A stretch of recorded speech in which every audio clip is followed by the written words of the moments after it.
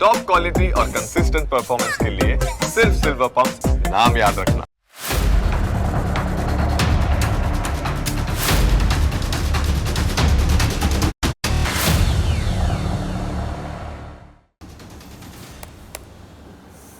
નમસ્કાર, હું Janak Dave full stop news analysis પ્રોગ્રામમાં આપનું સ્વાગત છે.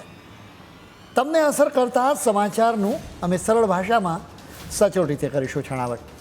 આ એનાલિસિસ 360 ડિગ્રી હશે, જેનાથી મહત્ત્વના મુદ્દાઓને લગતા દરેક સવાલ પર હવે પછી મુકાશે ફૂલ સ્ટોપ.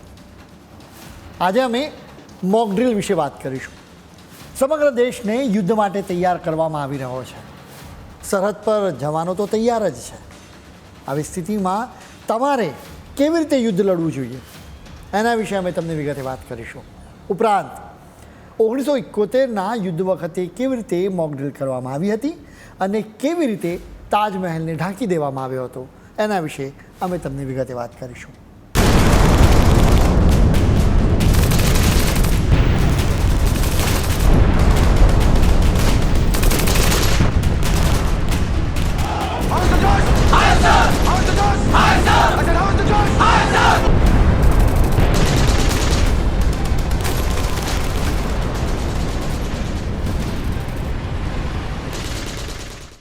संरक्षण मंत्री राजनाथ सिंहे स्पष्ट કર્યું છે કે દેશ જો ચાહતા હૈ વહી હોગા.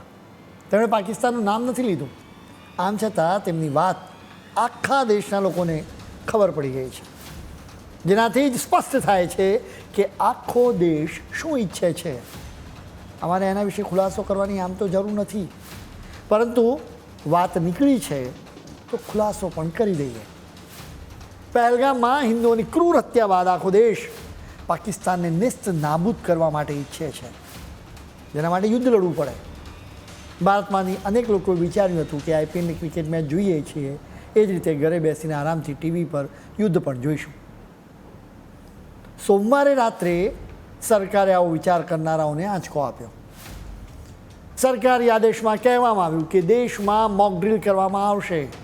એટલે એનાથી ખ્યાલ આવ્યો કે માત્ર સરહદ પર જવાનોએ યુદ્ધ નથી લડવાનું, પરંતુ તમારે પણ એના માટે તૈયાર રહેવાનું છે. સરકારે કહ્યું કે બુધવારે આખા દેશમાં સિવિલ ડિફેન્સ મોક ડ્રીલ કરવામાં આવશે.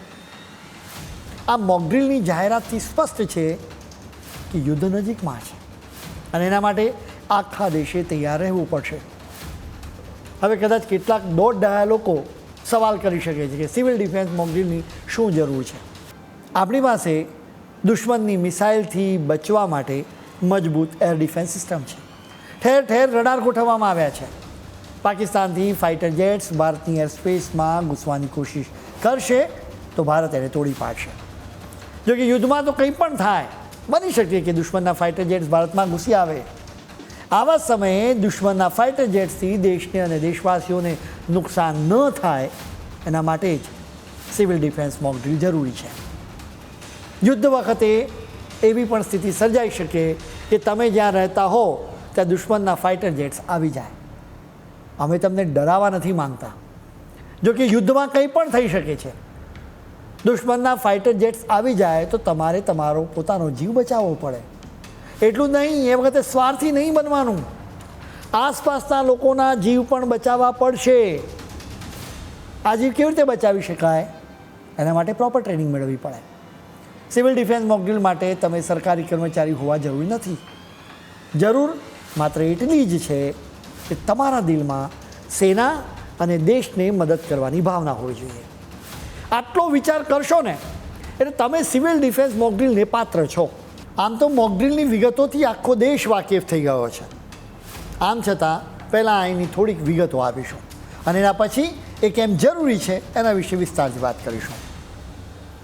સૌથી પહેલો નિર્ણય એ છે કે દેશના નાગરિકો બાળકોને સિવિલ ડિફેન્સની તાલીમ આપવામાં આવે. બ્લેકઆઉટ કેવી રીતે કરવું એની ટ્રેનિંગ આપવામાં આવે. સ્થળાંતર યોજનાનું અપડેટ અને એની ટ્રેનિંગ આપવામાં આવશે. સાયરનના સંચાલનની માહિતી આપવામાં આવશે. પ્રતિકૂળ હુમલાની સ્થિતિમાં પોતાને બચાવવાની તાલીમ પણ આપવામાં આવશે. આવી મોક ડ્રીલ શા માટે યોજાય છે એ પણ તમારે સમજવા જેવું છે.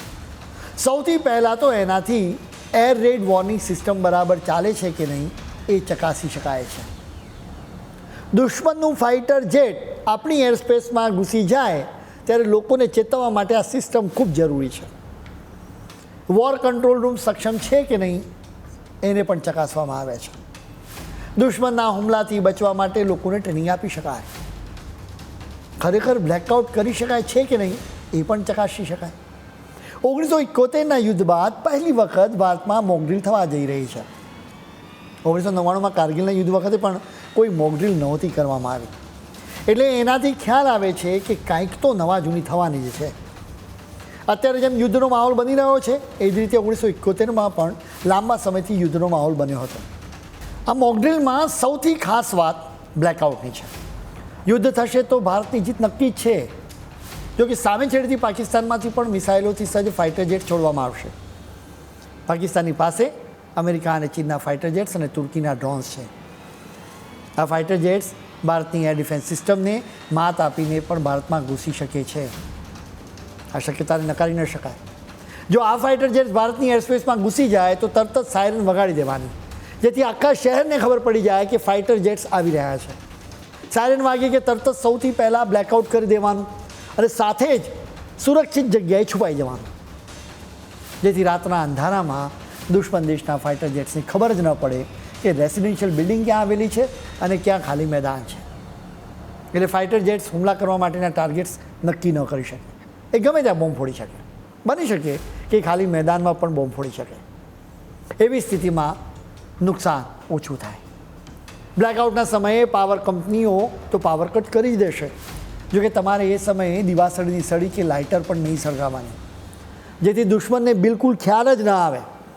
કેટલાક દોડડાયા ઇન્વર્ટર કે જનરેટર શરૂ કરી શકે છે.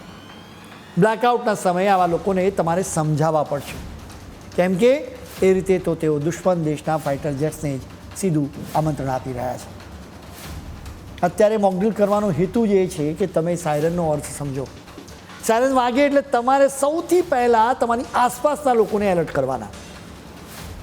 તમારે પોતે ટેબલની નીચે છુપાઈ જવા માટે કહેવાનું, બીજા બધાને પણ ટેબલની નીચે છુપાવવા માટે કહેવાનું, જેથી માની લો કે દુશ્મનનું ફાઇટર જેટ બોમ્બ છોડે તો જીવ બચાવી શકાય.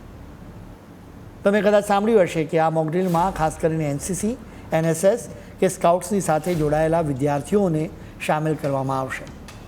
જો તમે પણ ભૂતકાળમાં એનસીસી, એનએસએસ કે સ્કાઉટમાં ભાગ લીધો હોય તો તમે પણ મોકડ્રીલમાં જોડાઈ શકો છો. બસ તમારામાં દેશ માટે કંઈક કરી છૂટવાની ભાવના હોવી જોઈએ. તમારા શહેરમાં તંત્ર બોલે કે નાગરિકોની જરૂર છે તો તમે કૂદી પડજો, કેમ કે આખરે દેશ રહેશે તો તમે રહેશો. તમને પણ કદાચ ક્યારેક તો દેશના આર્મ ફોર્સિસમાં જોડાઈને દેશનું રક્ષણ કરવાની ઈચ્છા થઈ હશે. કદાચ આ વખતે તમને તક મળી શકે છે. જો કે બોર્ડર પર જઈને યુદ્ધ લડવું જરૂરી નથી. તમે તમારા શહેર કે ગામનું રક્ષણ કરવા માટે યોગદાન આપી શકો છો. તમામ ભારતવાસીઓને દેશ માટે કંઈક કરી છૂટવાની તક એમ ભાગ્યે જ મળે છે. અત્યારે દેશના લોકોને આવી તક મળી છે. એટલે જ તમને અમારી અપીલ છે કે તક મળે તો દુશ્મનનો મુકાબલો કરવા માટે દેશની મદદ કરજો. તમારે આ યુદ્ધ કેવી રીતે લડવાનું છે એના વિશે અમે તમને વિગતો આપીશું, પરંતુ અત્યારે સમય છે એક બ્રેકનો.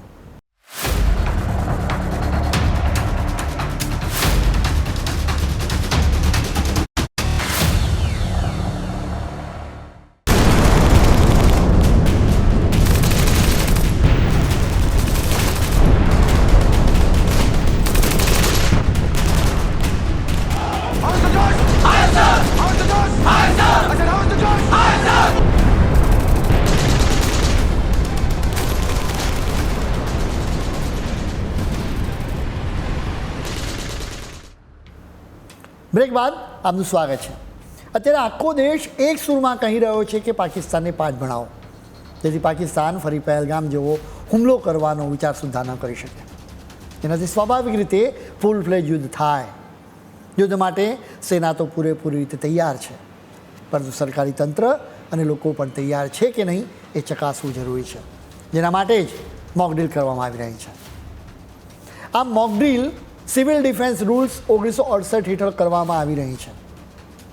હવે એટલે આ રૂલ્સમાં શું લખવામાં આવ્યું છે એ પણ જાણવું પડે. એમાં આખું લિસ્ટ લખવામાં આવ્યું છે કે કયા સ્થળોની સુરક્ષાને પ્રાથમિકતા આપવી જોઈએ, જેમાં port, dockyard, light house, railway bridge, canal, warehouse, mines, oil field, ફેક્ટરીઓ અને લેબોરેટરીઝની ખાસ સુરક્ષા કરવી. હવે મોકડ્રીલ કરવામાં આવશે ત્યારે આ બાબત પર ખાસ ભાર મૂકવામાં આવશે. હવે માણસો તો છુપાઈ જાય, પરંતુ આવી જગ્યાઓને કેવી રીતે છુપાવવી એ સૌથી મોટો સવાલ તમને થઈ શકે. એના માટે મોકડ્રીલમાં એક ખાસ કવાયત કરવામાં આવી રહી છે. સરકારે કહ્યું છે કે આખા કમ્યુનિકેશન ટાવર, પાવર પ્લાન્ટ અને સેનાની જગ્યાઓને ઢાંકી દેવામાં આવશે. એને ગ્રીન કવર કે બ્લેક કવરથી ઢાંકી શકાય છે. એનો ફાયદો એ છે કે દુશ્મનનો ફાઇટર જેટ અમદાવાદમાં ભૂલથી ઘૂસી જાય તો એને ખ્યાલ જ ન આવે કે અમદાવાદમાં અટલ બ્રિજ ક્યાં છે કે ઇસરોનું સ્પેસ એપ્લિકેશન સેન્ટર ક્યાં છે. અહીં તમારી પણ કેટલીક જવાબદારીઓ છે. જો તમે અમદાવાદમાં રહેતા હો ને તો ઇસરોના સેન્ટર કે PRL જેવી દેશ માટે અત્યંત મહત્ત્વની જગ્યાઓને ઢાંકવામાં તંત્રને મદદ કરી શકો છો. જો કે એના માટે તંત્ર તમને બોલાવે જરૂર છે. જો કે તમારે તો રેડી પોઝિશનમાં જ રહેવાનું છે, કેમ કે દેશ માટે કંઈક કરી છૂટવાની તક ગમે ત્યારે અને ગમે તેને મળી શકે છે. મહત્ત્વની જગ્યાઓને ઢાંકવાની સાથે તમને બીજી એક તક પણ મળી શકે છે. અમુક જગ્યાઓ ખૂબ જ સંવેદનશીલ હોય છે. આવી જગ્યાઓથી જરૂર પડે તો લોકોને બીજી જગ્યાએ શિફ્ટ કરવા પડી શકે. તમારે એના માટે પણ તૈયાર રહેવું જોઈએ. આ કામગીરી માટે મોટી સંખ્યામાં માણસો અને વાહનોની જરૂર પડી શકે છે, જેમાં તમે કોઈ મદદ કરી શકો છો. ઉપરાંત મોકડ્રીલમાં સરકાર સ્કૂલો અને કોલેજોના વિદ્યાર્થીઓને જોડશે. આ વિદ્યાર્થીઓને દુશ્મનના હુમલાથી કેવી રીતે બચી શકાય એની રીતો શીખવાડવામાં આવશે.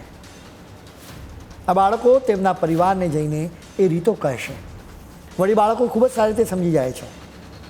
જોકે અહીં તમારી ફરજ બને છે કે તમે બાળકોની વાતને ગંભીરતાથી લેજો, કેમ કે બાળકોનો ઈરાદો તો તમને બચાવવાનો જ છે. સૌથી મહત્ત્વની વાત, સાયરનના અવાજને સાંભળીને યોગ્ય રીતે રિએક્ટ કરવાની છે. અમે ફૂલ સ્ટોપમાં વખતો વખત ઇઝરાયલ અને યુક્રેનના યુદ્ધ વિશે વાત કરતા રહ્યા છીએ. તમે સાંભળતા આવ્યા હશો કે ઇઝરાયલ અને યુક્રેનમાં સાયરન વાગે એટલે લોકો જઈને બંકર્સમાં છુપાઈ જાય. ઇઝરાયલ અને યુક્રેનમાં અનેક ભારતીયો ફસાઈ ગયા હતા. તેમને આ વાતનો સારી રીતે ખ્યાલ હશે. એનો અંદાજ મેળવવા માટે તમે સાયરનનો અવાજ સાંભળો.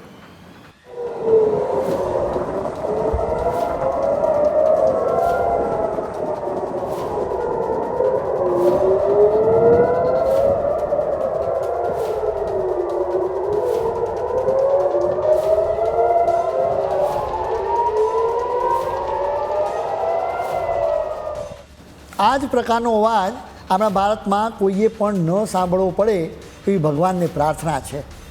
એટલે કે દુશ્મનના ફાઇટર જેટ ક્યારે ભારતના એરસ્પેસમાં ઘૂસે જ નહીં એવી પ્રાર્થના. અમને આપણી એર ડિફેન્સ સિસ્ટમ પર પૂરેપૂરો વિશ્વાસ છે. જોકે એલર્ટ રહેવું ખૂબ જરૂરી છે. કેન્દ્ર સરકારે અત્યારે સોશિયલ મીડિયા ઇન્ફ્લુએન્સર્સ માટે એક નોટિફિકેશન બહાર પાડ્યું છે. સરકારના ધ્યાનમાં આવ્યું છે કે પહેલગામના હુમલા બાદ અનેક સોશિયલ મીડિયા ઇન્ફ્લુએન્સર્સ દેશના હિતમાં કામ નથી કરી રહ્યા. આ લોકો દેશમાં રમખાણો ફાટી નીકળે એવું કન્ટેન્ટ રજૂ કરી રહ્યા છે. આવા લોકો દેશની સેનાનું મનોબળ તોડવાની પણ કોશિશ કરી રહ્યા છે. તેઓ પોતાની જાતને બૌદ્ધિક ગણાવે છે. હકીકતમાં તેઓ વિદેશી તાકાતોનો એજન્ડા હાથ ચલાવી રહ્યા છે. આવા લોકોને સીધા દોર કરવા માટે કેન્દ્ર સરકારે એક નોટિફિકેશન બહાર પાડ્યું છે. કેન્દ્ર સરકાર આવા સોશિયલ મીડિયા ઇન્ફ્લુએન્સર્સની વિરુદ્ધ એક્શન લેવા જઈ રહી છે. દુનિયાભરના દેશો મોકડ્રીલ કરી રહ્યા છે. અમેરિકાએ પણ અનેક વખત મોકડ્રીલ કરી છે. બ્રિટનમાં 1980ની 11થી 25 સપ્ટેમ્બર દરમિયાન સ્ક્વેર લેગ નામથી યુદ્ધની પ્રેક્ટિસ કરવામાં આવી હતી. એક સાથે 150 પરમાણુ બોમ્બ બ્રિટન પર પડે તો એનાથી કેવી રીતે બચી શકાય એની પ્રેક્ટિસ કરાવવામાં આવી હતી. કેનેડામાં 19 ફેબ્રુઆરી 1942ના દિવસે મોકડ્રીલ કરવામાં આવી હતી. બીજા વિશ્વયુદ્ધનો એ સમયગાળો હતો. એ સમયે કેનેડાના લોકોને હિટલરની સેનાનો ડર હતો. હિટલર કેનેડા પર હુમલો કરે ત્યારે શું કરવું જોઈએ એની કેનેડાવાસીઓને ટ્રેનિંગ આપવામાં આવી હતી. આપણા જ દેશમાં અનેક લોકો સવાલ કરી રહ્યા છે કે શા માટે યુદ્ધ કરવું જોઈએ. જો કે રોજે રોજ મરવા કરતાં એક વખત કરો યા મરો પસંદ કરવું જોઈએ. આ જ વિચારથી બોર્ડર પર સૈનિક તૈનાત હોય છે અને આ જ વિચારથી તમારે પણ તૈયાર રહેવું જોઈએ. જેના માટે જ મોકડ્રીલનો નિર્ણય કરવામાં આવ્યો છે. આપણા દેશમાં 1971ના યુદ્ધ પહેલાં પણ મોકડ્રીલ કરવામાં આવી હતી, જેના વિશે અમે તમને વિગતે વાત કરીશું, પરંતુ અત્યારે સમય છે વધુ એક બ્રેકનો.